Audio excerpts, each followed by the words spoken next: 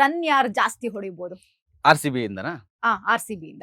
RCB ಕಡೆಯಿಂದ ನನ್ನ ಪ್ರಕಾರ ಫಾರ್ಮ್ ಅಲ್ಲಿ ಇರೋದು ಇವಾಗ ನೋಡೋದಾದ್ರೆ ಒಂದು ಕೊಹ್ಲಿ ಫಸ್ಟ್ 3 ಬ್ಯಾಟ್ಸ್ಮನ್ ಹೇಳ್ತೀನಿ.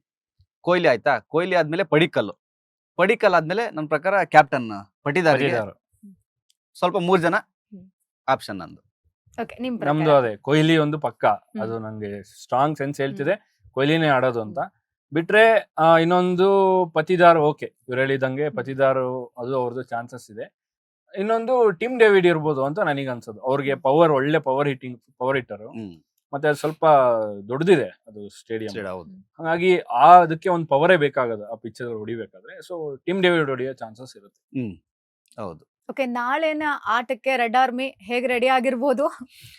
ರೆಡ್ ಆರ್ಮಿ ಅದೇ ಸ್ವಲ್ಪ ಗ್ಯಾಪ್ ಆಯ್ತಲ್ಲ, 100% ಆ ಒಂದು ಜಾಲಿ ಮೂಡಲ್ಲಿ ಇದ್ದೇ ಇರ್ತಾರೆ. ಸೊ ಪ್ರಾಕ್ಟೀಸ್ ನಿನ್ನೆ ಇವತ್ತು ಪ್ರಾಕ್ಟೀಸ್ ಮಾಡೇ ಮಾಡ್ತಾರೆ.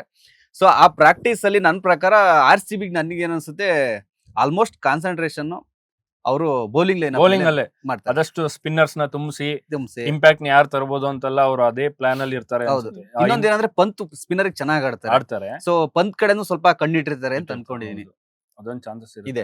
ಅಂಡ್ ಇನ್ನೊಂದು ಅಲ್ಲಿ ಈಗ ಟಾಸ್ ಗೆದ್ರುನು ಯಾವ ಚೂಸ್ ಮಾಡ್ಬೇಕು ಅನ್ನೋದು ಮೈನ್ ಫ್ಯಾಕ್ಟರ್. ಅವ್ರು ಅದನ್ನು ಫೋಕಸ್ ಮಾಡಿರ್ತಾರೆ. ಯಾಕಂದ್ರೆ ಆ ಪಿಕ್ಚರ್ಸ್ ಅಲ್ಲಿ ಟಾಸ್ ಗೆದ್ರೆ ಚೇಸಿಂಗ್ ಬೆಟರ್, ಡಿ ಫ್ಯಾಕ್ಟರ್ ಇರುತ್ತೆ. ಸೆಕೆಂಡ್ ಇನ್ನಿಂಗ್ಸ್ ಅಲ್ಲಿ ಸ್ವಲ್ಪ ಬೌಲಿಂಗ್ ಕಷ್ಟ ಆಗುತ್ತೆ, ಬ್ಯಾಟಿಂಗ್ ಈಸಿ ಆಗುತ್ತೆ. ಹಾಗಾಗಿ ಅವರು ಚೇಸಿಂಗ್ ತಗೊಳ್ಳೋ ಚಾನ್ಸಸ್ ಜಾಸ್ತಿ ಇರುತ್ತೆ. ಅದನ್ನು ಒಂದ್ ಸ್ವಲ್ಪ ಸ್ಟ್ರಾಟಜಿ ಮಾಡ್ತಿರ್ತಾರೆ ಟಾಸ್ ಗೆದ್ದ. ಅಲ್ಲ ಹೌದು, ಯಾಕಂದ್ರೆ ಇವಾಗ ಚೇಸಿಂಗ್ ಎಲ್ಲ ಗೆಲ್ತಾ ಇರೋದು. ಅದಕ್ಕೆ RCB ಟಾಸ್ ಗೆದ್ರೆ ಮ್ಯಾಚ್ ಗೆದ್ದಂಗೆ.